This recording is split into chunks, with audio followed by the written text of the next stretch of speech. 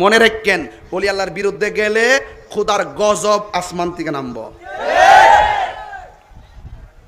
শেষ কথা, আখিরি কালাম, শেষ কালাম, এখনো সময় আছে। যতটা মাজার ভাঙছেন সুন্দর করে বানাই দেন, আমরা সহযোগিতা করুন।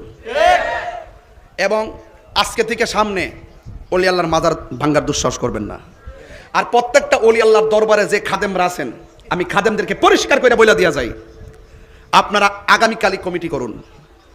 মাজার নেশামুক্ত, ইয়াবামুক্ত, অসামাজিক কার্যক্রম মুক্ত আপনি রেড জোন দিয়ে দেন যে এই মাজার জিয়ারতের জায়গা, এখানে এটা বন্ডামির জায়গা না। কথা বলেন ঠিক না? মাজার জিয়ারতের জায়গা, সব কমিটির আপনার মাজার সুরক্ষা করেন। এখানে কোনো মৌলবী যায় মাজার ভাঙ্গে কোন লাগবে না, আমরা শিরিক মুক্ত করেন, আমরা ঠিক করুন। এগুলো সুন্নিদের প্রতিষ্ঠান, কথা কোন ঠিক কিনা? এখন দেখতেছে যে ওই মাজার মধ্যে 62